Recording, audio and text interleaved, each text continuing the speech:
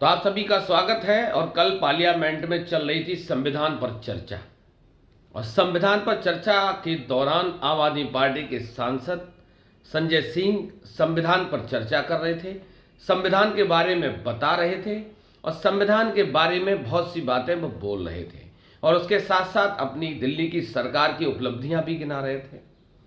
अपनी आदत के अनुसार, अपनी आदतन जो भारतीय जनता पार्टी के सांसदों की, विधायकों की और यहाँ तक कि नेताओं की जो आदत है, वो आदतन संजय सिंह को उंगली कर रहे थे, संजय सिंह को पंच कर रहे थे कि संजय सिंह अग्रेसिव हों और कहीं ना कहीं कुछ ऐसा हो कि पार्लियामेंट स्थगित हो, संसद की कार्यवाही रोक दी जाए। क्योंकि संविधान पे चर्चा हो रही थी और स्वाभाविक सी बात है कि संविधान के प्रति वर्तमान की सरकार और वर्तमान की सरकार के नुमाइंदों की सोच क्या है वो भी किसी से छुपी नहीं है।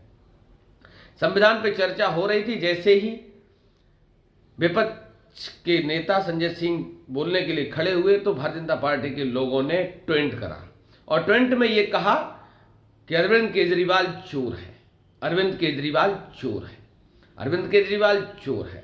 जैसे ही उन्होंने सत्तारूढ़ पार्टी के सांसदों ने इस बात को कहा तो संजय सिंह, और जैसे ही विपक्ष के सांसदों ने संजय सिंह जब बोल रहे थे तो उन्होंने जैसे ही शुरुआत करी कि अरविंद केजरीवाल चोर है, संजय सिंह जैसा नेता कहां रुकने वाला था, और संजय सिंह ने तुरंत ही बार का पलटवार, जिसको कहते हैं ना ईंट का जवाब पत्थर से देना। और चूंकि अगर विपक्ष में इतनी ताकत, इतना जज्बा नहीं होगा तो वर्तमान में किस तरीके का घटनाक्रम कई वर्षों से कई प्रदेशों में घट रहा है वो किसी से छुपा नहीं है। संजय सिंह ने तपाक से जवाब दिया, और संविधान की चर्चा कब युद्ध के मैदान में बदल गई ये कोई भी समझ नहीं पाया। संजय सिंह ने तुरंत कहा कि गली गली में शोर है और नरेंद्र मोदी चोर है। संजय सिंह के इतना बोलते ही स्पीकर साहब को भी अपनी घंटी बजानी पड़ी, और संजय सिंह की जो तेज आवाज, जो धमक भरी आवाज थी, उसको अपनी घंटी की आवाज से दबाना पड़ गया। अब अंदाजा लगाइए आप कि किस तरीके का घटनाक्रम अगर एक सीधी सादी चर्चा को, संजय सिंह के पहले से तय भाषण को भारतीय जनता पार्टी के सांसदों ने किस तरीके से उंगली कर करके और संविधान पे अच्छी खासी चल रही चर्चा को युद्ध के मैदान में बदल दिया। क्योंकि संजय सिंह तो पहले से ही भरे पड़े हैं, क्योंकि उनकी पार्टी को तोड़ने का, बिखेरने का, उनके नेताओं को जेल भेजने का कोई भी ऐसा प्रयास, कोई भी ऐसा षड्यंत्र नहीं बचा जो भारतीय जनता पार्टी ने न किया हो। और भारतीय जनता पार्टी इसके लिए जानी और पहचानी जाती है, चाहे उसके लिए बिहार की बात करी जाए, महाराष्ट्र की बात करी जाए, झारखंड की बात करी जाए, मध्य प्रदेश की बात करी जाए। 2 राज्य ऐसे बचे थे जहां ये प्रयास असफल रहा, ऑपरेशन लोटस फेल हुआ। वो 2 राज्य थे, एक तो दिल्ली राज्य था और दूसरा राजस्थान। सचिन पायलट को अपने पाले में लाने का बहुत प्रयास किया गया, बहुत सारे प्रलोभन दिए गए, यहां तक कि मुख्यमंत्री की कुर्सी का ऑफर भी दिया गया था। उसके बावजूद सचिन पायलट कांग्रेस पार्टी को छोड़कर भारतीय जनता पार्टी में शामिल नहीं हुए, और राजस्थान में वो ऑपरेशन लोटस सफल नहीं हो पाया।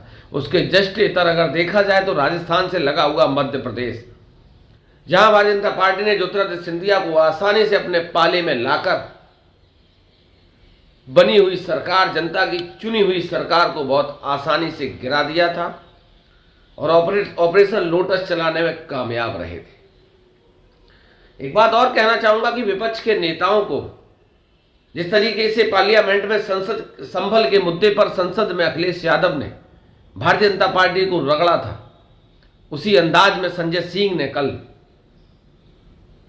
अरविंद केजरीवाल चोर का नारा जैसे ही भारतीय जनता पार्टी के सांसदों ने लगाना शुरू करा, संजय सिंह ने पूरी भारतीय जनता पार्टी को, नरेंद्र मोदी को भी नहीं छोड़ा। संजय सिंह ने यह भी कहा कि ज्यादा मत उड़ो, ज्यादा मत हवा में उछलो, सरकारें आती जाती रहती है, सरकार जिस दिन बदलेगी तो हम सब जेल में होंगे। और देखने वाली बात यह है कि जिस तरीके से 2024 का लोकसभा चुनाव हुआ, सब कुछ बनते बनते बनते बनते आखिरी समय पर रह गया, और सरकार फिर भारतीय जनता पार्टी और एनडीए की बन गई। हालांकि वो सरकार बैसाखी की है, कब नीतीश कुमार, नवीन पटनायक तख्ता पलट कर दें, कुछ कहा नहीं जा सकता। यही कारण है कि नरेंद्र मोदी स्वतंत्र नहीं है, सारे फैसले लेने के लिए स्वतंत्र नहीं है, और सरकार बंदिशों से घिरी हुई बैसाखी पे चल रही है। विपक्ष के नेताओं को संजय सिंह से बहुत कुछ सीखना चाहिए, और कैसे ईंट का जवाब पत्थर से दिया जाना चाहिए। क्योंकि जो व्यक्ति 6 महीने जेल काट कर आया हो, उसका ऐसा जज्बा हो, ऐसा जुनून हो, तो कुछ कहा नहीं जा सकता। उनके अपने मायने हैं। संजय सिंह ने हमेशा कहा कि मैं न डरा हूं, न डरूंगा, न झुका हूं, न झुकूंगा। और जिस तरीके संजय सिंह की पार्टी और अरविंद केजरीवाल से लेकर सत्येंद्र जैन, मनीष सिसोदिया, सबको जेल की हवा खानी पड़ी, उसके बावजूद आम आदमी पार्टी दिल्ली के चुनाव में पूरी सक्रियता और पूरे दमखम के साथ चुनावी मैदान में है। क्योंकि दिल्ली में होना है फरवरी में चुनाव। जैसे पार्लियामेंट समाप्त होगी, उसके तुरंत बाद आचार संहिता लागू हो जाएगी और संभवतः बहुत जल्द चुनाव की तारीखों का ऐलान हो जाएगा। तो लगातार मेरे साथ आप बने रहिए।